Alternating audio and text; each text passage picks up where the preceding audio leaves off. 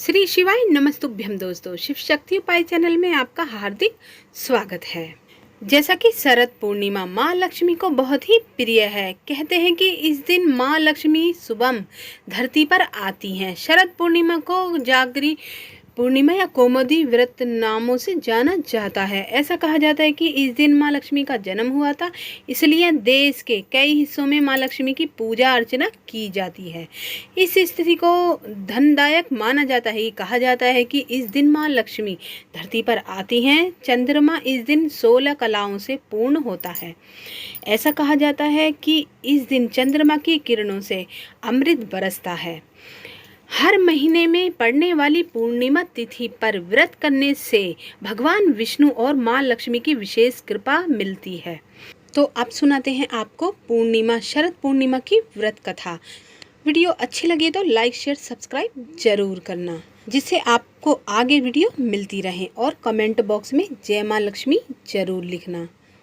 माँ लक्ष्मी और भगवान विष्णु का आशीर्वाद प्राप्त करने के लिए एक साहूकार की 2 बेटियां महीने में आने वाली हर पूर्णिमा को व्रत किया करती थीं। इन दोनों बेटियों में पूर्णिमा का व्रत बड़ी बेटी पूरे विधि विधान से पूर्णिमा का व्रत करती थी, लेकिन छोटी बेटी जो थी नियमों का पालन उस तरह नहीं करती थी। नियमों को आडंबर मानकर अनदेखी किया करती थी। जैसे कि दोनों बेटियां बड़ी हुईं, साहूकार ने दोनों बेटियों का विवाह कर दिया। बड़ी बेटी के घर समय पर स्वस्थ संतान का जन्म हुआ समय पर, बल्कि छोटी बेटी को संतान हुई, लेकिन उसकी संतान जन्म लेती ही जन्म तोड़ देती थी। जब उसके साथ ऐसा हुआ 2 से 3 बार हो गया, तो उसने एक ब्राह्मण को बुलाकर अपनी पूरी व्यथा उसको सुनाई और साथ ही इसका उपाय बताने के लिए भी कहा। उसकी सारी बात सुनकर कुछ प्रश्न पूछने पर ब्राह्मण ने उससे कहा कि तुम पूर्णिमा का व्रत अधूरा करती हो, इस कारण तुम्हें व्रत का पूरा फल प्राप्त नहीं होता। तुम अधूरे व्रत का दोष लगा हुआ है आपको। ब्राह्मण की बात सुनकर छोटी बेटी ने पूर्णिमा का व्रत पूरे विधि विधान से नियम करने का ले लिया, लेकिन पूर्णिमा आने से पहले ही उसने एक बेटे को जन्म दे दिया। जन्म लेते ही बेटे की मृत्यु हो गई। इस पर उसने अपने बेटे को जब शव था उसके पीढ़े पर, उसका जब बेटे का शव था उसको पीढ़े पर रख दिया और उस पर कपड़ा ढक दिया। फिर उसने बड़ी बहन को बुलाया और बैठने को वही पीढ़ा दे दिया।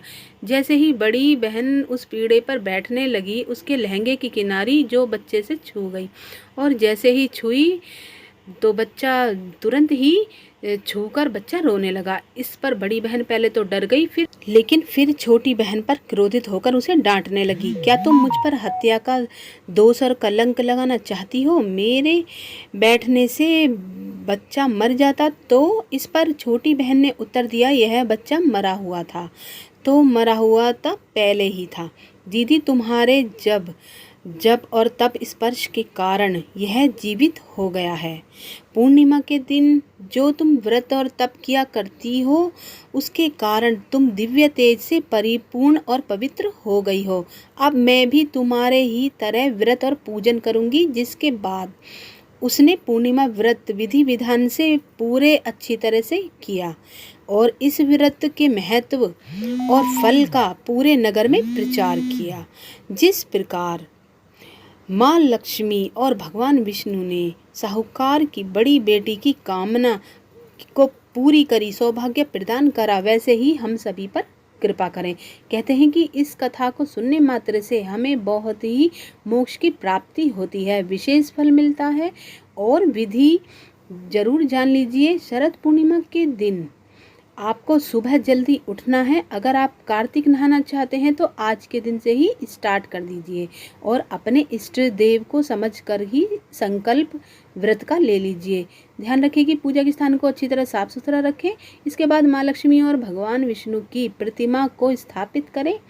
इसके बाद मूर्तियों को उसके आसन पर रखकर जल से पवित्र कर लें, गंगा जल से। इसके बाद उन्हें गंध, अक्षत, पुष्प, धूप, दीप, निवेद, तांबुल, सुपारी और दक्षिणा आदि अर्पित करें। इसके बाद पूजा और व्रत का संकल्प दोहराएं।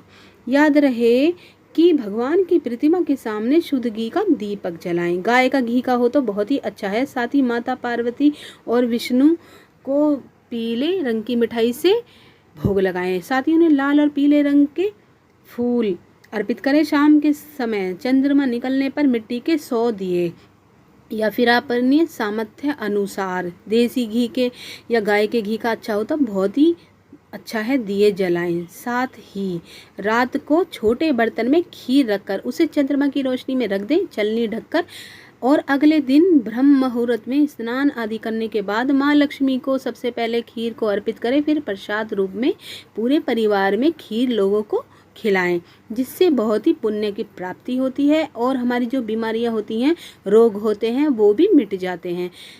और रात भर साथ चांद की रोशनी में उसमें और भी गुण आ जाते हैं। सुबह सुबह इस खीर का सेवन करने से सेहत अच्छी होती है। सरस पूर्णिमा पर रात भर जागने पर माँ लक्ष्मी की आराधना करनी चाहिए। व्यक्ति को शरद पूर्णिमा की रात को कम से कम व्यक्ति को कुछ घंटे चंद्रमा की चांदनी में कुछ घंटे बैठना चाहिए।